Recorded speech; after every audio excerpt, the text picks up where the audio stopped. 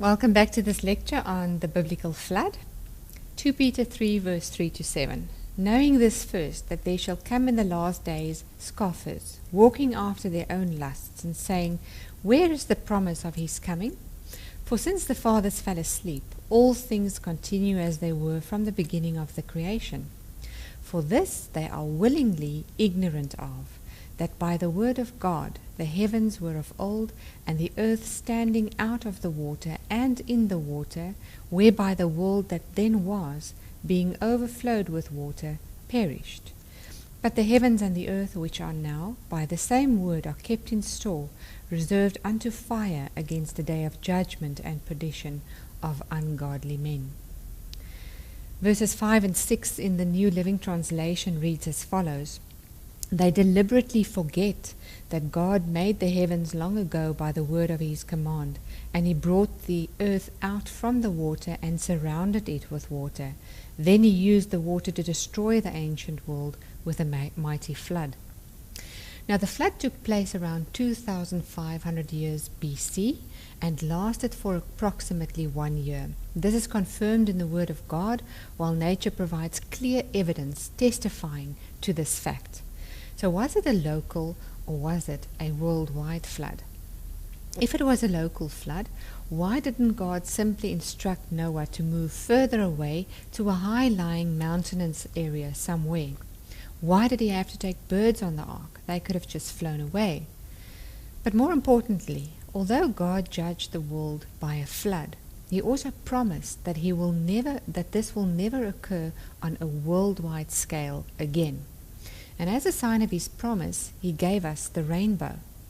Although there have been numerous local floods since the time of Noah, there has never, ever been another worldwide one.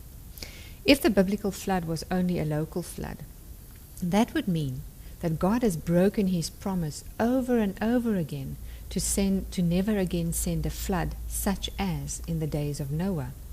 And God never breaks his promises. Just as the fossils remind us that God once destroyed the earth with a worldwide flood, so the rainbow after the rains remind us that he will never do so again. There are at least 500 legends worldwide which are remarkably similar in details to the flood in Noah's time as described in the Bible. In 1960, the Old Testament theologian Dr. John Whitcomb and the late hydrological engineer Dr. Henry Morris published the Genesis flood.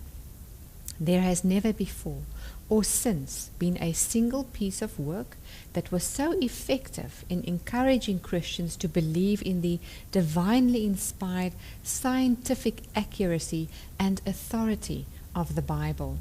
The Genesis flood challenged the atheistic ideas of evolution, namely long ages.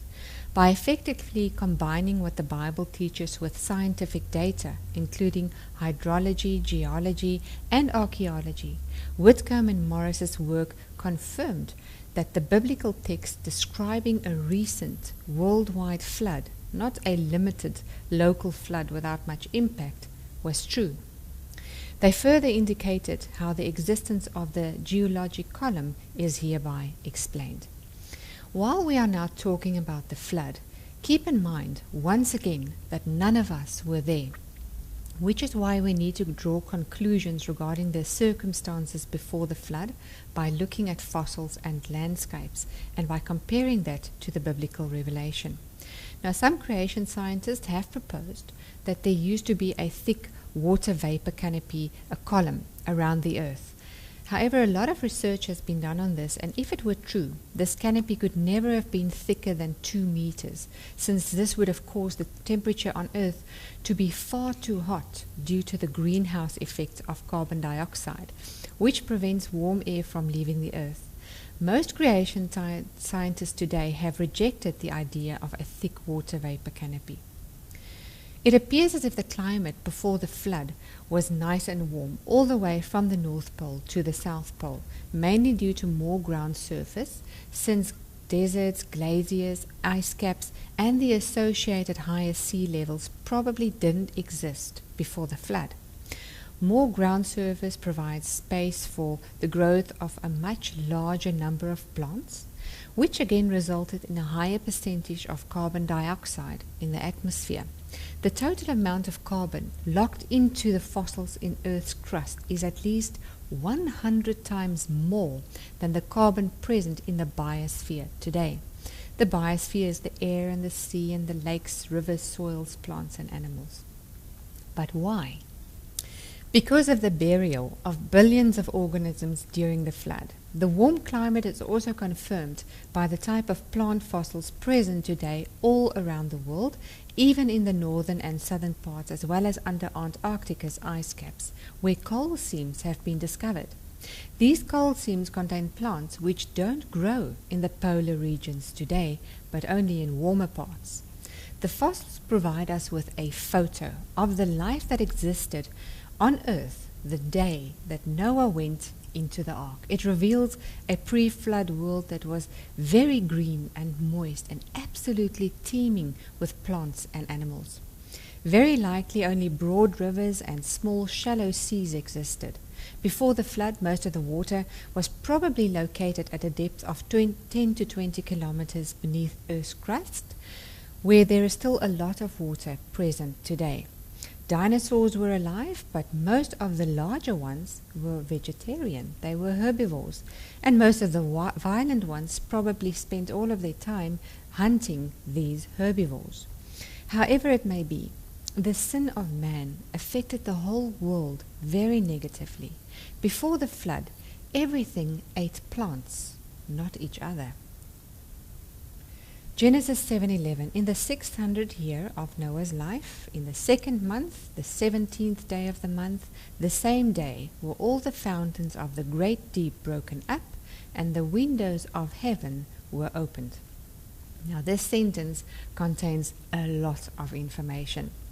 God's word describes how he caused the dry land to come forth out of the water on the 3rd day. A certain amount of the water that initially covered the earth was probably trapped in and under the dry land in the process. Geologists have calculated that the rocks in Earth's mantle still contain enough water in their mineral structure to fill up the oceans 10 times over. Genesis 7:11 describes how the fountains of the deep were broken up. This implies a release of water, probably through huge cracks in the Earth's surface, as well as water welling up over the dry land. The fact that the fountains are mentioned first is probably an indication that the most important source of water came from under Earth's crust. If this was the case, it must have been an enormous source of water. These fountains did not stop squirting water until a full 150 days, in other words 5 months, of the flood ran its course. The surface of the earth tore open, for example, where we find the mid-oceanic ridge, whereby millions of liters of water were injected into the air and spilled over Earth's surface. This ridge was discovered in the 1950s. It follows a huge circular route around the Earth to form the world's longest mountain range of 74,030 kilometers. The part of this mountain range in the Atlantic Ocean is named the Mid-Atlantic Ridge, and it extends from north to south. Now, from the 3rd creation day up until the flood, the Earth's surface looked rather different than today, probably with one huge supercontinent. Genesis 1:9, God said, "Let the water under the sky be gathered to one place, and let the dry ground appear." Now, before the 1960s, most geologists believed that the continents were stationary. Those that promoted the idea of moving continents were accused of indulging in pseudoscientific fantasy. The Earth's surface consists of a mosaic of rigid plates, each moving relative to the other plates. The creationist Antonio Snyder was the first to propose the catastrophic horizontal movement of the continents. In other words, their breaking up and drifting apart during the flood. In 1858, he made these 2 maps depicting his interpretation of how the American and African continents may once have fit together before subsequently becoming separated. The fit of the continents, taking into account the continental shelves, is one of the 4 evidences used in support of continental drift.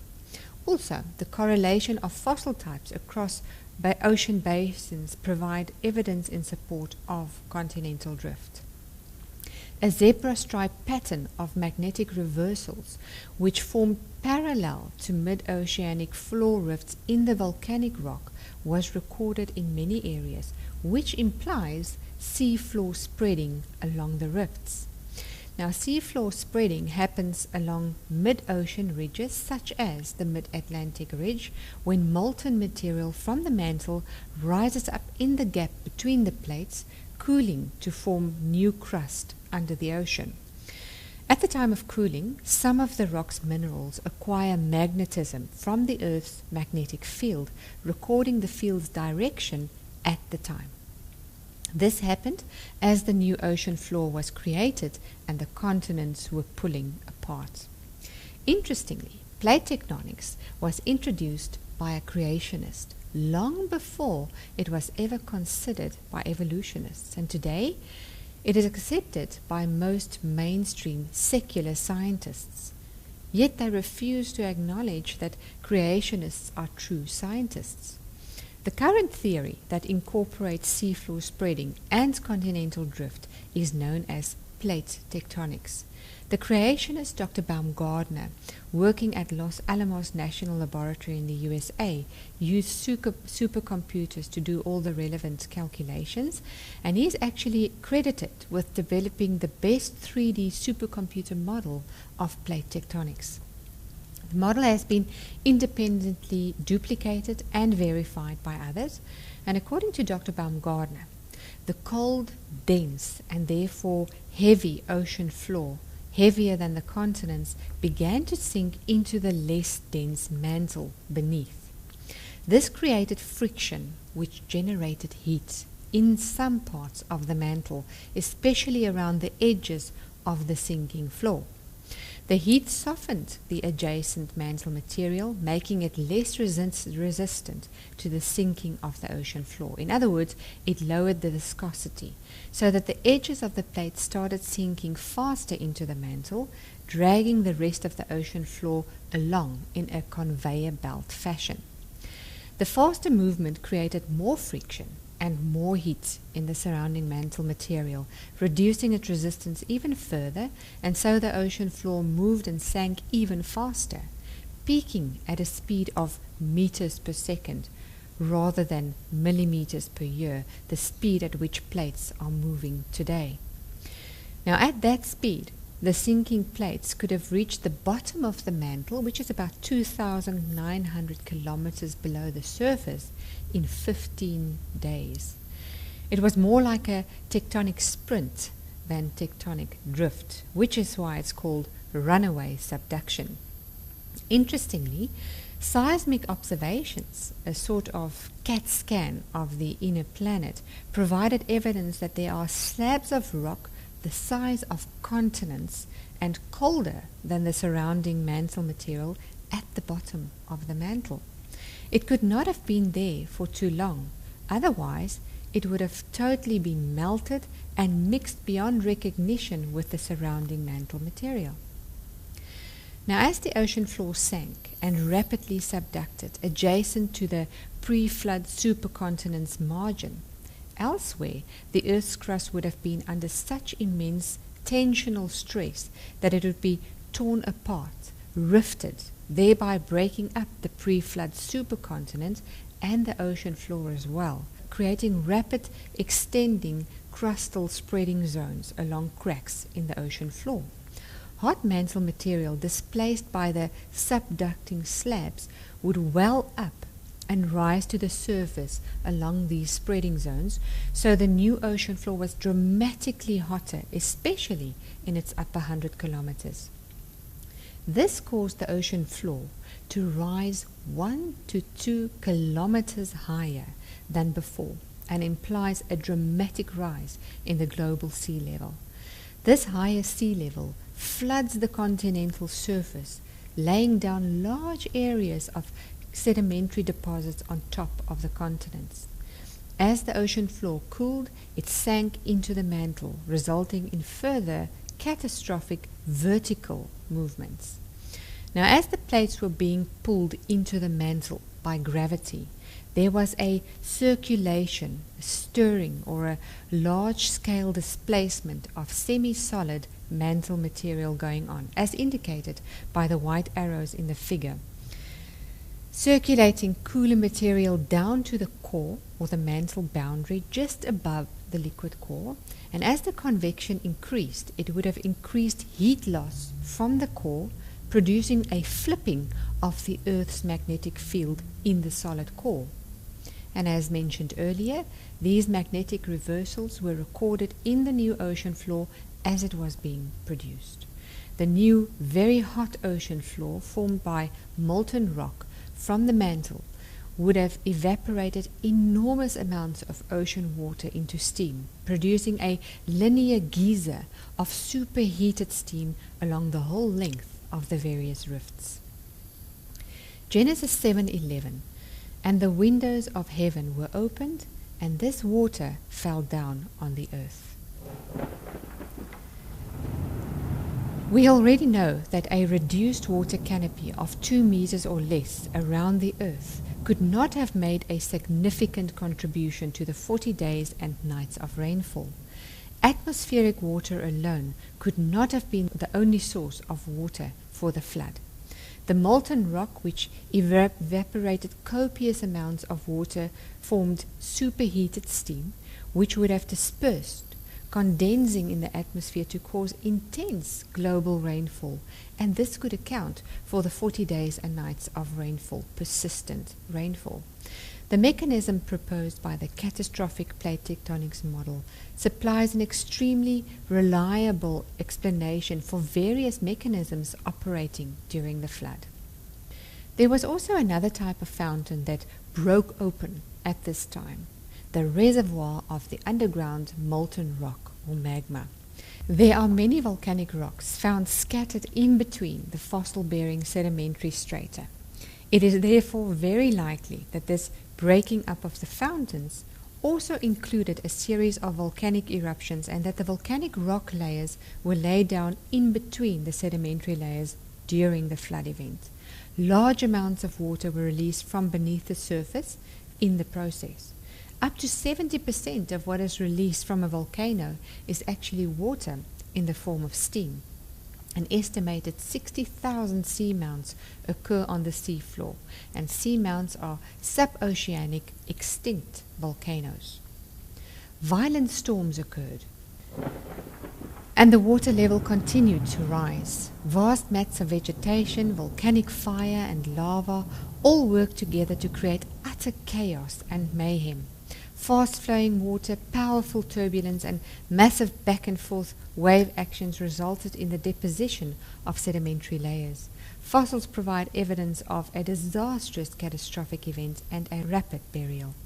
If it is true that the sedimentary layers and the fossils were formed due to the flood, we should be able to observe the following.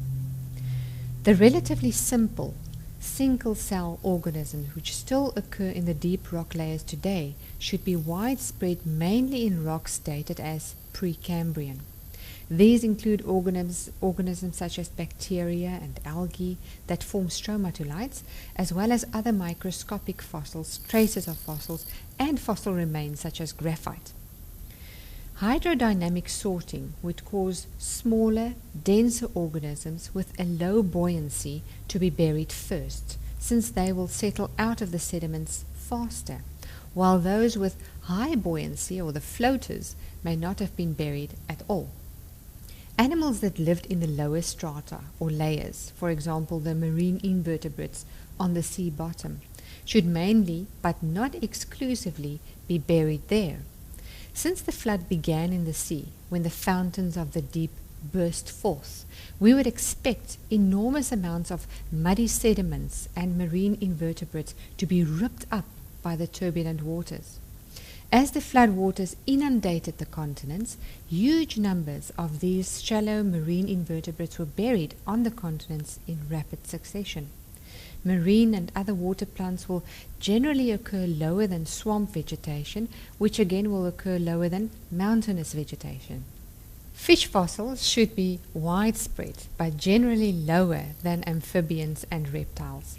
Animals that lived in the same area should be buried together.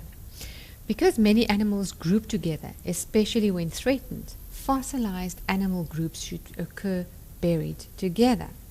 Differential escape means that the stronger and smarter, more mobile and endothermic organisms should be buried later in the fossil record. For example, since land vertebrates are more mobile and able to sense danger, causing them to flee from the rising water, they should generally be buried last.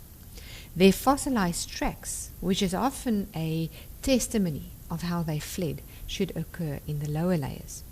As the waters rushed over the continents, different ecological zones at different elevations were progressively formed and inundated. Relatively few fossils of birds, mammals, and humans should be present, since they would have fled to the highest parts, as mentioned. Some would have tried to remain afloat by clinging to driftwood, and eventually they would have drowned due to exhaustion. When the end came, they would not have been buried under sediments, but they would sink to the ocean floor, the upper part of the sediment layers, where they would eventually decompose and disappear. Now, this is exactly what has been discovered thus far in the fossil record. Hundreds of human fossils have been discovered, but mostly in sedimentary strata laid down after the flood. For example, they were buried in caves during the ice age that occurred after the flood. It is clear that the fossil record is not a representation of the progressive natural history of life on Earth, but rather an indication of a global burial of plants and animals in their respective ecological zones during the flood. Since it is very unlikely that fossil patterns produced by a global catastrophic flood could be explained by a single mechanism, differing combinations of factors such as differential escape, ecological zonation, hydrodynamic sorting, as well as simple chance, are used to explain stratigraphic differentiation in the fossil record. Now, looking at the fossil record again, we see that the Paleozoic era at the bottom is characterized by an abundance of shallow marine invertebrates, such as trilobites and especially their tunnels, as well as brachiopods, which were buried in the Cambrian sediments. Trilobites are also found in the Ordovician, together with several other marine organisms such as sea lilies. We also find unusual land plants, jawless fish, bony fish, and sharks. As the silt and sediment-laden floodwaters inundated the continental areas, land plants together with a variety of amphibian and reptile tracks were covered and buried by sediments. Coal forests, seed ferns, extinct giant horsetails, amphibians, and clams were buried in the sediments of the Carboniferous period, while even more fish, amphibians, and reptiles were buried in the Permian sediments. Let's now have a look at the Mesozoic era. The fossils of reptiles and more amphibians in the Triassic sediments clearly show how they were buried higher in the fossil record than where their tracks were first observed. Conifers and seed ferns, which still occur today, also occur here. Cycads, conifers, dinosaurs, and other reptiles were buried in the Jurassic sediments. Now, by this time, the storms became so violent that some animals were thrown together in groups, forming fossil graveyards. Eventually, the Cretaceous sediments buried the last reptiles as well as the first mammals and flowering plants. This period is characterized by extensive limestone deposits and massive extinctions worldwide. Fossilized ripple marks and tracks of land animals are widespread in this area. The Cenozoic area is characterized by fossil birds and mammals, as well as enormous numbers of insects and even more fish. Very few fossils of humans, monkeys and birds are present in this era, as explained before. Read with me. Fossil ranges are regularly extended downward. Vertebrates such as fish and reptiles have been pushed back into the Cambrian. Sharks have been pushed back 25 million years to the upper Ordovician. Vascular plants have also been pushed back 25 million years, while flying insects were pushed back 80 million years to the lower Silurian. This implies that the supposed origin of the first land plants, which insects depend on, should be pushed back even further into the Ordovician. Fossil stromatolites have now been identified in rocks from all evolutionary time periods in the geologic column. As mentioned earlier, fossils are indicative of a disaster and rapid burial. When a fish dies today, why doesn't it change into a fossil? Instead, it blows up, floats for a while, and eventually sinks down below where scavengers get a hold of it and you just see scales flying. So it floats, bloats, rots, and falls apart. Basically, nothing is left of it in the end. Let's use an example of a larger animal. Where are all the bisons today? Most of them were hunted to almost extinction a mere 100 years ago. Where are their carcasses? The carcasses that were spread over the American plains in their uncountable millions, only 2 generations ago, and they barely left a trace. The meat was eaten and even the skeletons disappeared. It should be quite clear that their size has nothing to do with the fact that they didn't fossilize.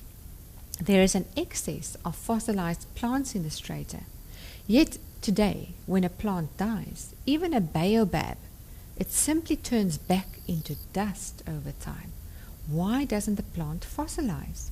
It takes very special conditions for fossilization to take place. And what's more, even though we've literally discovered billions of fossils in the sedimentary strata, they are never again formed in the present on this magnitude.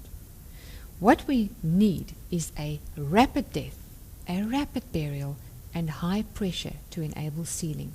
So how fast is fast really? Are we talking months, weeks, days, seconds? A clear fossil of an extinct marine reptile called the ichthyosaur was discovered. Unfortunately, I was unable to obtain permission to use the photo in this series, but you can Google ichthyosaur giving birth. This is a fossil of a mother who has almost finished giving birth to her little bambino. Only the mouth of the baby is still in the mother's birth canal. It's clear that both of them were suddenly overwhelmed and buried very rapidly during the flood. It must have happened rapidly, otherwise both would have rotted or been eaten by scavengers. The other option, if evolution is true, is that this mother lay on the ocean floor for thousands of years giving birth to a bambino, while the sediment slowly covered them and they eventually fossilized without decaying or being scavenged. You choose which lenses you want to have on for this one. There has even been a discovery of a fossil fish swallowing another fish. With its mouth full of food, this fish and its meal was squished flat like a pancake. Only the meal fish's tail was still sticking out for decoration, or just maybe so that we could clearly see this evidence for what it is. Clearly it must have been a very sudden and rapid event if we are able to observe one fossil fish swallowing another. Now, how long do you think a jellyfish can remain intact after dying? It takes little more than a day for it to start melting away in the sun, or for scavengers to get a hold of it. It has no skeleton or hard body parts, and according to geologists, fossilized imprints of jellyfish and most other soft-bodied organisms are extremely rare and unusual. Even Darwin thought that no organism wholly soft can be preserved. Yet they discovered fossils of hundreds of jellyfish that are exquisitely preserved, many specimens measuring over 50 centimeters across, and these are the biggest jellyfish fossils that we know of. News reports said that they were stranded by a freakish tide and storm on an ancient beach and was later buried in sand due to repetitive storms to form these fossils. Now, not only is finding a huge deposit of these soft-bodied organisms very rare, but finding them in sandstone is quite remarkable, since jellyfish buried in sand break down and decompose faster because oxygen filters freely through the interconnected air spaces between the grains, contributing to rapid decay. With a thumb-sucked age of 500 billion years, these jellyfish apparently lived long before land animals and birds evolved. In The New Scientist, it is explained how the absence of these predators which could prey on them caused them to remain stranded until they were buried by subsequent storms, yet without any signs of decay or drying out. The evidence, however, clearly supports the fact that the jellyfish were not scavenged because they were rapidly covered by sediments. They did not dry out because they were buried while continuously underwater, and they didn't rot or decay because catastrophic burial in water and sand would have led to stagnation. In other words, anaerobic conditions. It is well known that anaerobic conditions and relatively constant cool temperatures are known to retard decay. Giant fossilized oysters of up to 3.5 meters in size and weighing 300 kilograms have been discovered in the fossil record. The most interesting aspect, however, is not only their size, but rather where they were discovered, and that is high up on the Andes Mountains. Approximately 500 of these giant fossilized oysters have been discovered at an altitude of 4,000 meters above sea level in Peru. But how could oysters have lived up there? Evolutionists believe that these oysters are from the Jurassic period, making them 200 million years old. They further believe that the Andes Mountains were slowly uplifted since that time due to a plate under the Pacific Ocean colliding with the South American plate, pushing the latter upwards. There is, however, a serious problem with this old age for the oyster fossils. The rate of erosion is faster than the rate of lifts. In fact, the Andes, which is about 4,000 meters above sea level, would have eroded flat within a mere 56 million years if the uniformitarian principle regarding the rate of erosion is applied. Yet, evolutionists declare that these oysters on top of the Andes is 200 million years old. Simply put, if the Andes Mountains were really that old, and considering the current rate of erosion, it would not be there anymore. This evolutionary problem is, however, not only limited to the Andes Mountains. All around the world, we encounter marine fossils in the rock layers of high mountains, even in the Himalayas. Psalms 104 describes how the mountains lifted and the valleys sank down, and also how the water streamed off the continents into the new ocean basins. The entire process certainly did not take millions of years, but in reality happened quite fast. When an oyster dies, its shell opens up. If an oyster is buried alive under very high pressure, or if it dies very suddenly, the shell remains closed. And on closer inspection, it is quite clear that the shells of this magnitude of fossilized oysters were all closed. In other words, they must have been alive when they were suddenly buried under a colossal mass of sediments. Let's have a look now at the effects of the biblical flood. As already mentioned, the bursting forth of the springs, the fountains, implies that the earth's surface was torn open. This surge of such an enormous amount of water in giant geysers caused tremendous upheavals on and under the surface of the earth. Earth's entire geological system was disrupted in the process. Tectonic plate movement commenced and was accompanied by massive earthquakes which resulted in tsunamis. According to the catastrophic plate tectonics model, the ocean floor lifted relatively quickly with about 2,000 meters at the commencement of the flood because of an increase in temperature when the horizontal plate tectonic movement increased. Large amounts of seawater would have flooded the dry land in the process. All of these movements in Earth's crust obviously caused cracks to form. Cold water flowed down these cracks into the boiling magma, which in turn led to powerful explosions of steam and streams of lava when thousands of volcanoes erupted. The top of seamounts were completely blown off in the process, and as explained, seamounts are extinct underwater volcanoes, and there are literally thousands of them under the sea today. Psalms 104, 6-9. You clothed the earth with floods of water, water that covered even the mountains. At your command the water fled. At the sound of your thunder it hurried away. Mountains rose and valleys sank to the levels you decreed. Then you set a firm boundary for the seas, so they would never again cover the earth.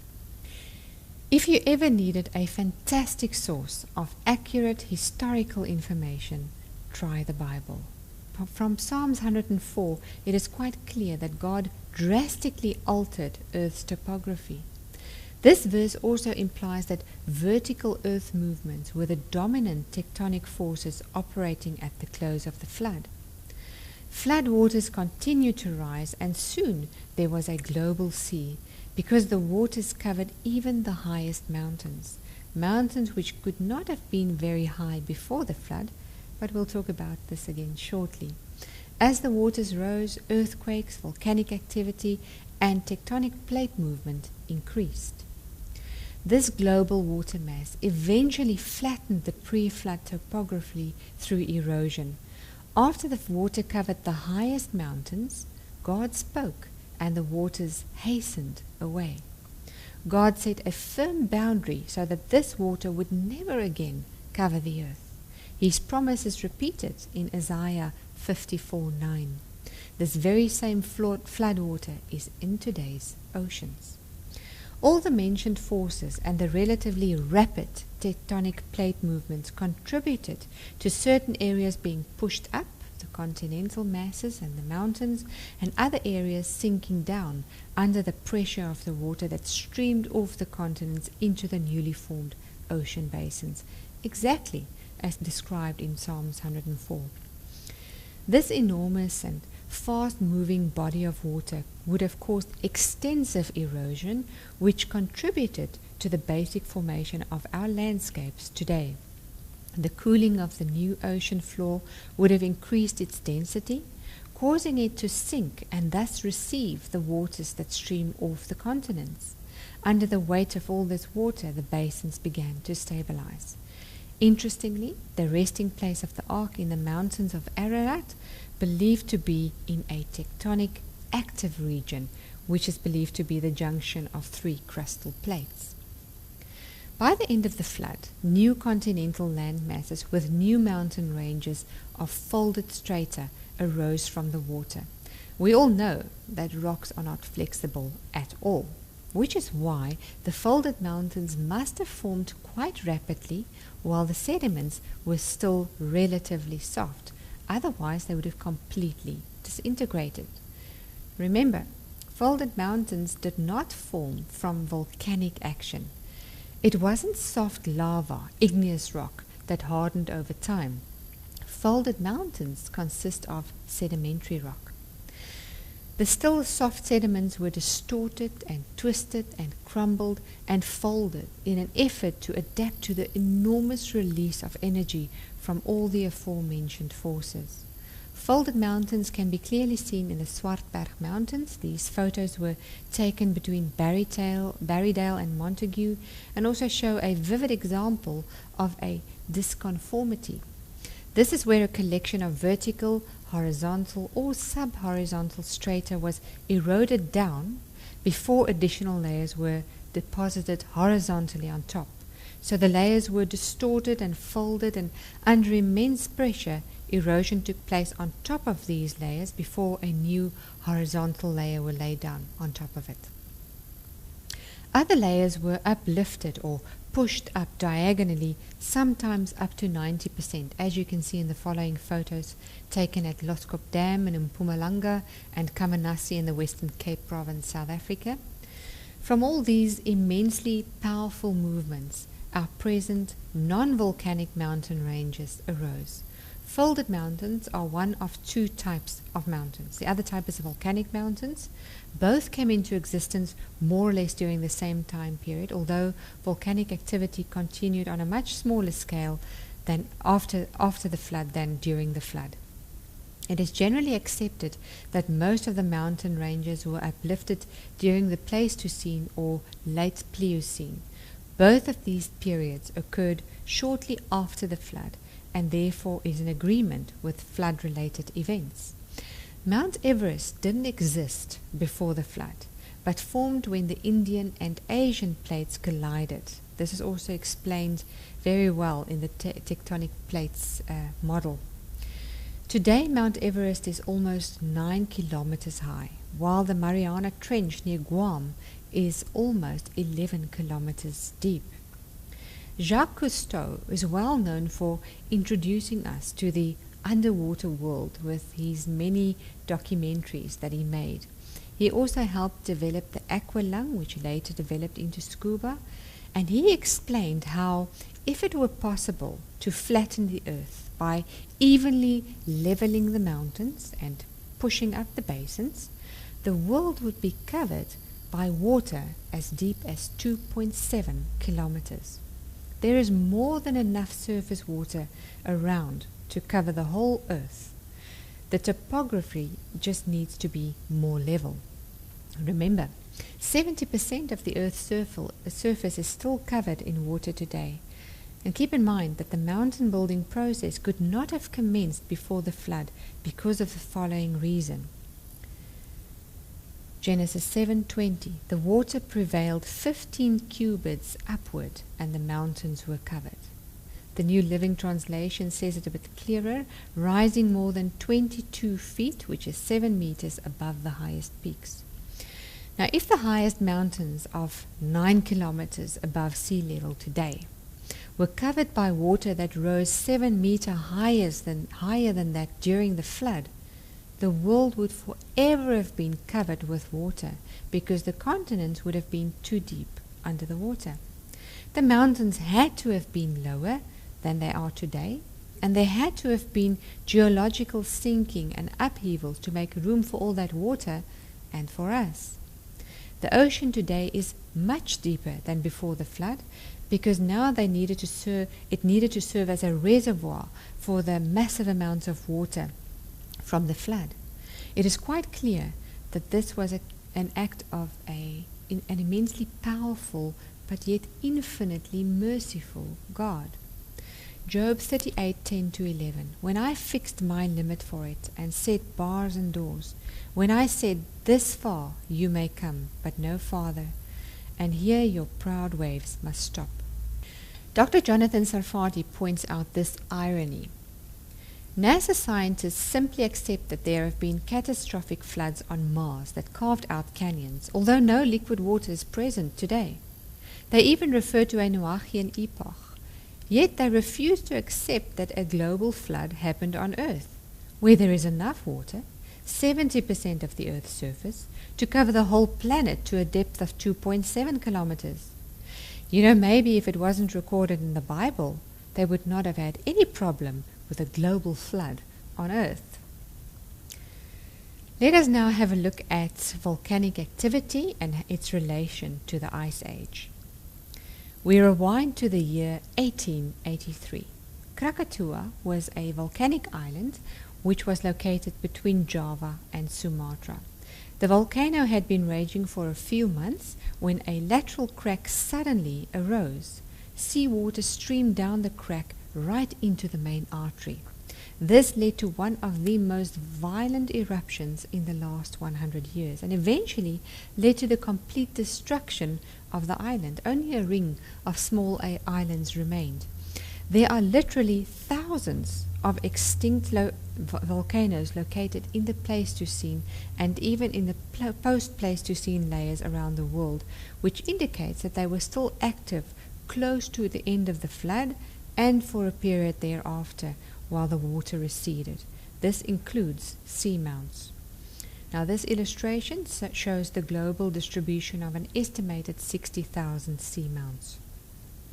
In general, air pollution doesn't remain in the atmosphere for very long. It eventually settles or it's washed down by rain within a few weeks.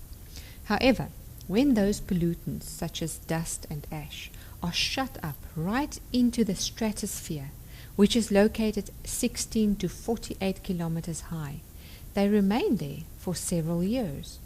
Volcanoes are a natural cause of this. Sun radiation can be reduced by as much as 20%. It took 3 years for Krakatoa's dust and ash to settle, while causing a definite reduction in the world's temperature for almost 5 years. Thereafter, the dust had settled enough for the temperatures to recover. Can you even begin to imagine how terrible it must have been when thousands of volcanoes erupted at the same time? The huge amounts of dust and ash particles shooting into the stratosphere must have drastically influenced climatic conditions. The combination of dust, ash, and smoke in the stratosphere would have darkened the sky considerably, preventing the sun's rays from reaching the earth. This caused the earth to cool very rapidly. Secular scientists declare that volcanic activity and its effects, which continue for many years, may lead to the commencement of an ice age. The oceans were warmer after the flood due to the mixing of enormous amounts of hot water in contact with the underground lava that burst out of the underground fountains, the geysers. Tectonic plate movement began, and also because of the eruption of thousands upon thousands of volcanoes. Now, warm oceans lead to an increase in evaporation and therefore the formation of a large amount of warm moisture in the air. When warm moisture moves over a cold landmass, the warm air cools rapidly. Of course, the land masses were cool because of volcanic dust and ash that blocked out the sun's rays, and an increase in moisture led to a higher percentage cloud cover. And in addition, the land surface was stripped bare of vegetation due to the flood and the resultant erosion. This bare land surface would have deflected any sunlight away. And there we have the perfect conditions, the perfect recipe for the development of an ice age. The ice age must have commenced after the flood and continued until the oceans cooled considerably and the climate began to stabilize.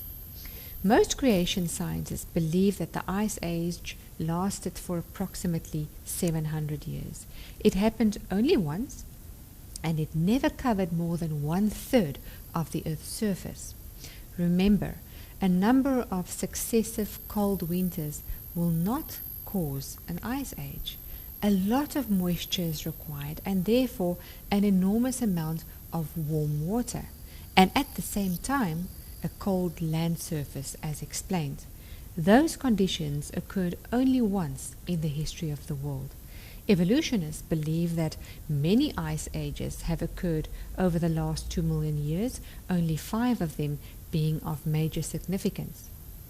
But considering the unique conditions required for the commencement of an ice age, this claim is quite ridiculous.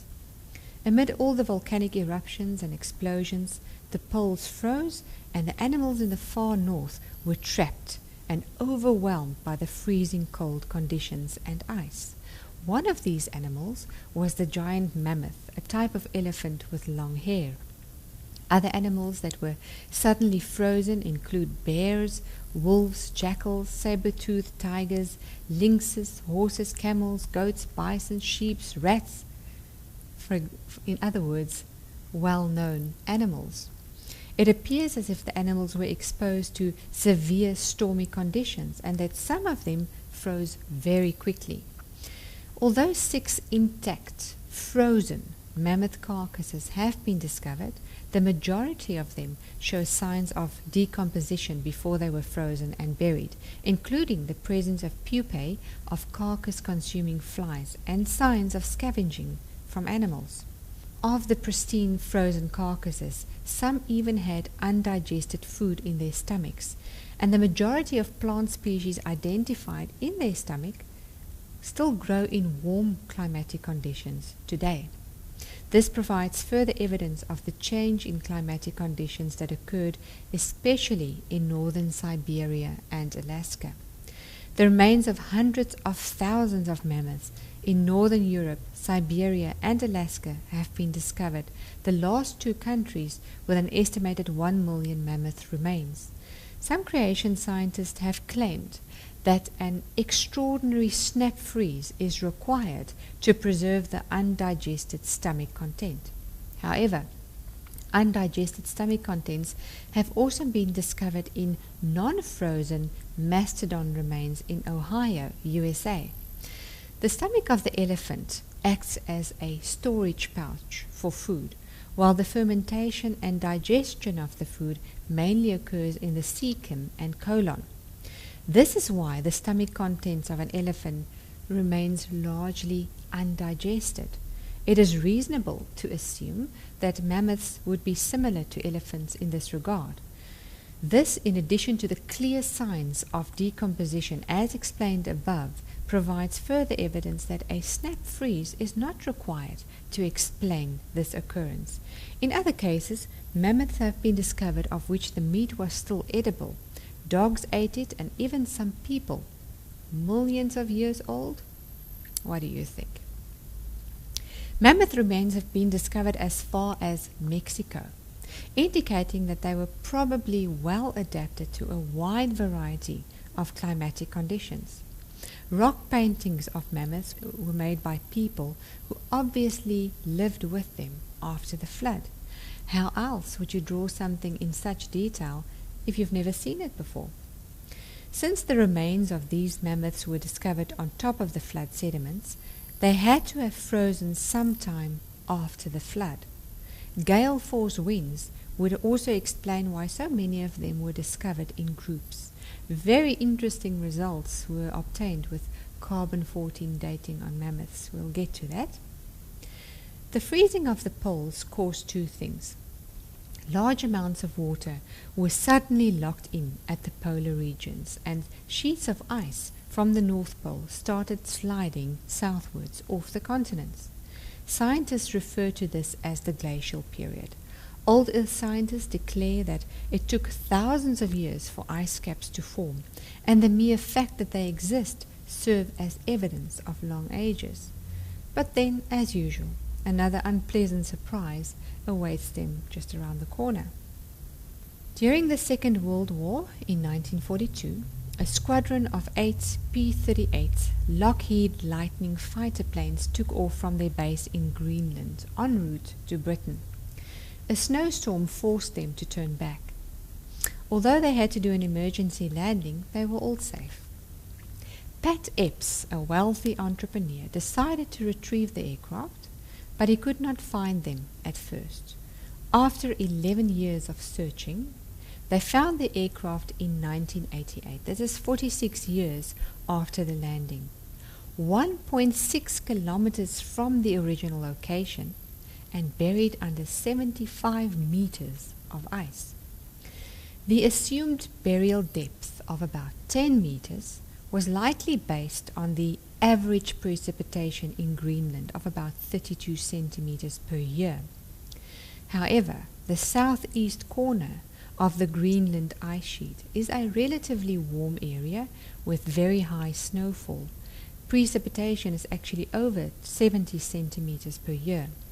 Such heavy precipitation gives us an idea of how fast snow and ice could accumulate on Greenland when the ice sheet was first developing during the Ice Age. Volcanism and other processes during Noah's flood warmed the oceans all over the Earth, causing increased evaporation and precipitation as explained earlier.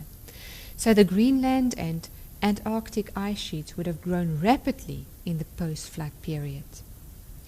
There seems to be certain references to this ice age in the ancient book of Job, especially 38 and 37, who perhaps lived in its waning years. Job 37, 9-10.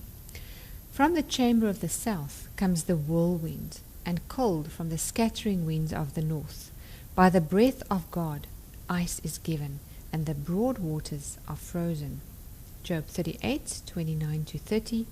From whose womb comes the ice, and the frost of heaven? Who gives it birth? The waters harden like stone, and the surface of the deep is frozen. In summary, as sure as there was a period of fast cooling, there was also a period of warming up after the volcanoes and the dust had settled. During the Ice Age, the sea level was much lower than it is today because so much water had been locked into the ice cover. Consequently, for a long time, land bridges were available whereby animals could distribute to other continents. With the Ice Age and the commencement of a final change in climate thereafter, many animals were unable to adapt and survive, and they went extinct. The melting of the ice caps and change in rainfall patterns caused wet regions to become arid, and even more animals became extinct because they were unable to adapt. Some, such as the mammoth, almost became extinct due to catastrophic events, climate change, and the resultant loss of habitat. The cataclysmic global flood event, followed by the relatively smaller catastrophic events or impacts of glaciers, volcanic activity, and subsequent drying, radically changed the appearance of our world to what we know today. In addition to the dinosaurs dying in large numbers, more than 50% of marine organisms died in the catastrophe. Throughout much of the world, most of the large mammals and many large birds became extinct at the end of the Ice Age. In North America, 70% of mammals weighing over 40 kilos disappeared, and about 75% from Eurasia. Australia lost a whopping 90% of its large Ice Age animals. Interestingly, Africa is the only continent where mass extinctions did not occur at the end of the Ice Age. The world today is a mere remnant of what it was before the flood. In the next lecture, we'll look at the logistics of the ark. How did the food, the water, and all the animals fit into the ark with Noah and his family? What did they eat after the flood? And various other interesting subjects. Thank you.